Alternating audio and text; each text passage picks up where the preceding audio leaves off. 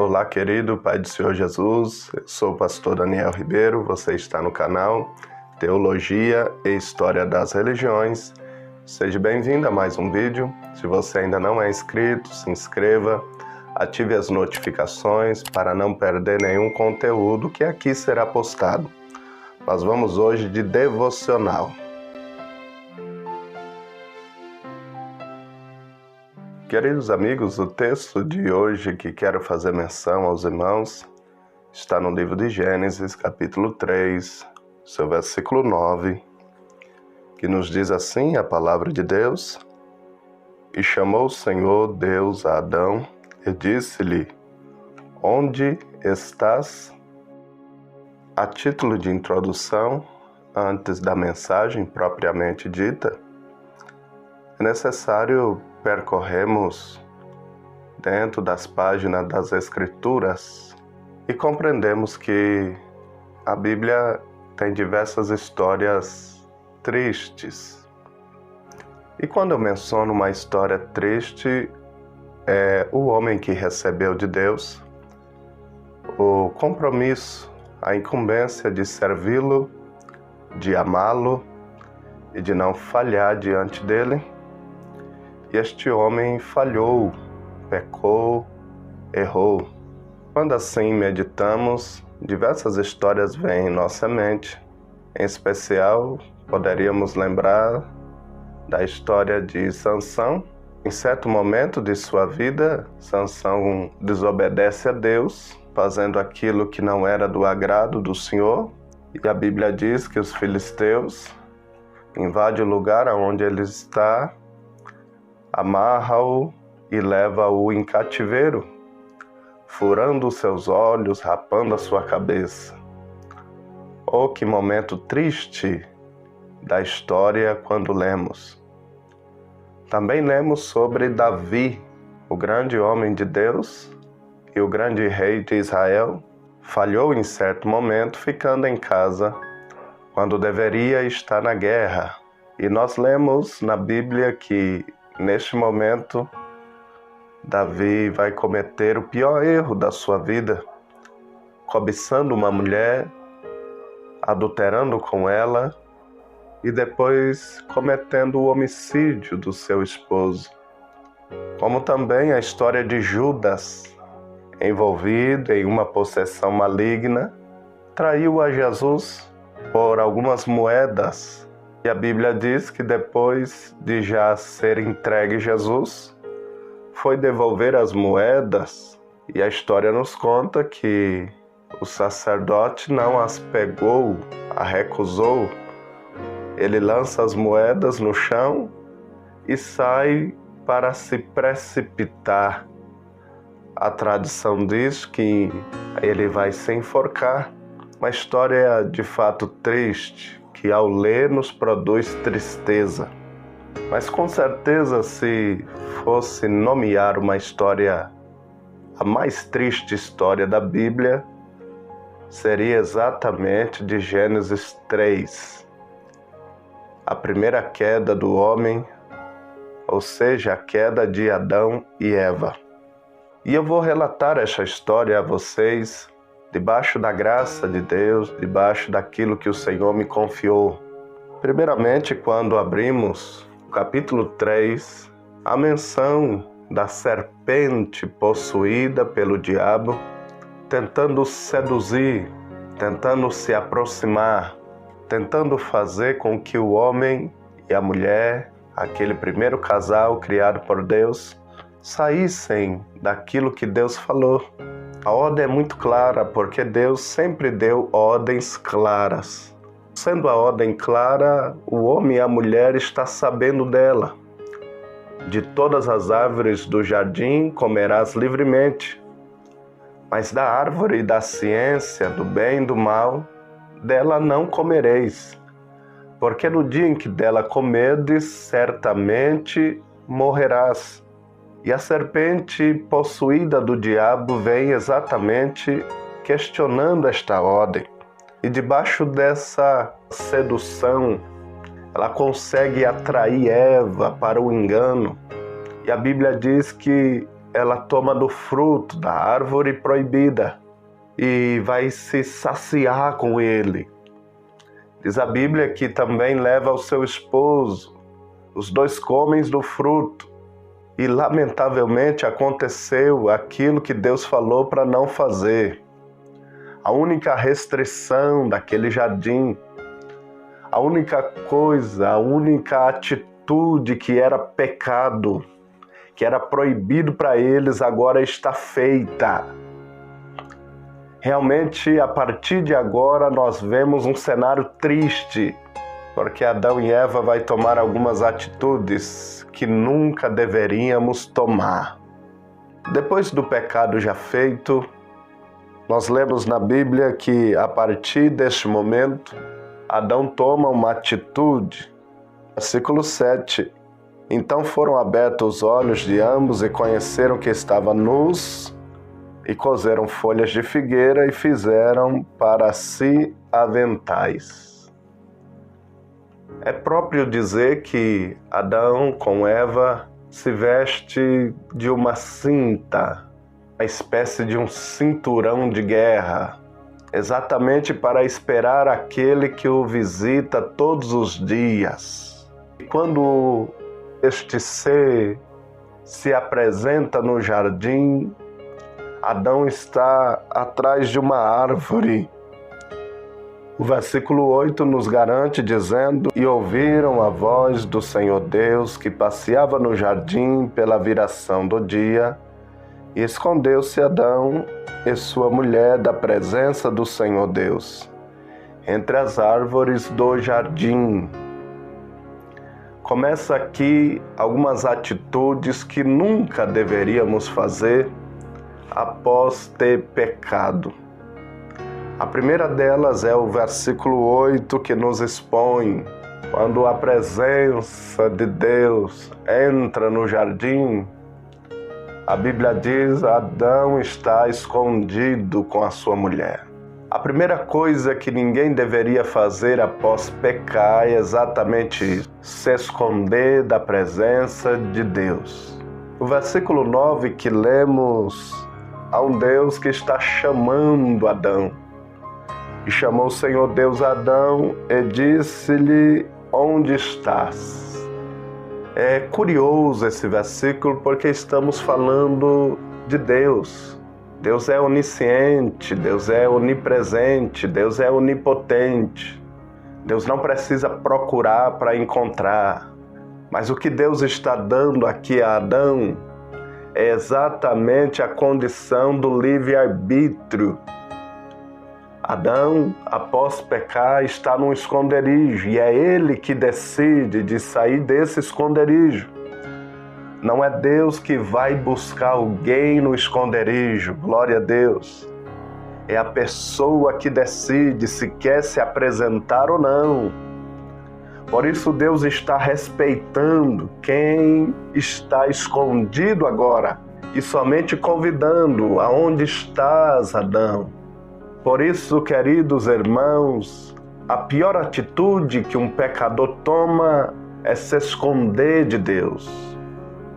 Se aconteceu de falhar, se aconteceu de pecar, não se esconda, não fique dentro de casa, não abandone a igreja, não deixe o seu culto, glória a Deus. Pelo contrário, é agora que você deve aparecer, é agora que você deve estar presente, porque a Bíblia diz: aquele que confessa e deixa alcança misericórdia. Louvado seja Deus. A primeira atitude de Adão: se esconder. O versículo 10, a Bíblia diz: e ele disse: ouvi a tua voz no jardim, temi, porque estava nu, e escondi-me. Se em primeiro lugar Adão está escondido, em segundo lugar vem outra atitude que não deveríamos ter quando pecássemos. A Bíblia diz, o versículo 10, e Adão temeu. O pecado é tão enganador, o pecado é de tanta confusão, que faz o ser humano ter medo do ser mais bondoso. Porque, queridos, Deus nunca fez nenhum mal a Adão. Deus nunca lhe comunicou nada que pudesse trazer ao seu coração medo. Pelo contrário, Deus só fez coisa boa. Mas Adão está com medo agora após ter pecado. Então, em primeiro lugar, Adão se escondeu. Em segundo lugar, ele teve medo. Depois de ter medo, Deus confronta-o como se Adão estivesse fugindo da conversa, mas Deus está trazendo ele de volta. E ele vai dizer no versículo 11, quem te mostrou que vocês estavam nus? Porventura vocês comeram do fruto que eu disse para não comer? E agora começa algo muito difícil de entender. Eles fizeram, eles pecaram, foram seduzidos pela serpente, mas agora é a hora de assumir. Mas como eles estão todos confusos, estão tomando atitudes erradas, eles não vão assumir a culpa. Pelo contrário, eles vão tomar mais uma atitude errada. Eles se esconderam, eles tiveram medo. E na hora mais crucial do enfrentamento, eles não assumiram a culpa. Diferente disso, eles foram jogando a culpa um para o outro. Adão, por sua vez, disse: a mulher que o Senhor me deu. A mulher, Eva, por sua vez, disse: a serpente me enganou. É o pior erro que alguém pode cometer, é exatamente esse. Se aconteceu de falhar e pecar, por favor, não culpe outras pessoas. Assume o seu erro diante de Deus e diante de você mesmo. Não fique achando culpados, porque parece que até alivia quando conseguimos apontar um culpado. Aleluia! Mas essa não é uma atitude correta. Se chegou a fazer aquilo que Deus falou para não fazer, no enfrentamento assuma o que fez e peça misericórdia. Porque há um Deus que tem misericórdia de nós. Bendito o nome de Jesus. Adão e Eva então tomam essas 3 atitudes erradas, que eu e você jamais deveríamos fazê-la. Porque após a queda de um filho de Deus, há 3 pessoas distintas uma das outras, interessadas na nossa restauração. A primeira pessoa dessa lista, que deseja ver a nossa restauração, é o Espírito Santo. E ele trabalha por nós nessa questão. A Bíblia diz em Romanos 8, 26, que o Espírito intercede por nós em nossas fraquezas. O papel do Espírito Santo é nos incentivar. Ele é o Paracleto, ele é o Consolador. É aquele que vem do lado e anda junto conosco, nos incentivando acerca da nossa vitória. Vitórias acerca do pecado, vitória acerca da queda. O Espírito Santo está incentivando aquele que falhou e errou a voltar para Deus. Aleluia! Nós vemos essa ação do Espírito Santo na parábola do filho pródigo. Em Lucas capítulo 15, a partir do versículo 11, aquele moço que deixou a fazenda, foi para uma terra longínqua, gastou todo o seu dinheiro e agora deseja alimentar-se das bolotas dos porcos. É neste momento que a ação do Espírito Santo começa a alcançá-lo, porque a Bíblia diz que caindo em si, e esse caindo em si é exatamente o Espírito Santo incentivando ele. Lembra que você tem um pai e ele pode recebê-lo de volta. Lembra que você tem um pai e ele pode perdoá-lo. Louvado seja Deus. É o papel do Espírito Santo, ele está interessado na sua restauração e ele está incentivando. Volta, o Pai te espera, volta, o Pai te aguarda, volta, o Pai quer te perdoar. Glória a Deus. Além do Espírito Santo, nós temos também a ação do Filho, o Deus Filho. Ele é Jesus e dele João escreveu na sua primeira carta, no capítulo 2, em versículo 1, nos dizendo: meus filhinhos, essas coisas vos escrevo para que não pequeis. E se alguém pecar, temos um advogado para com o Pai, Jesus Cristo justo.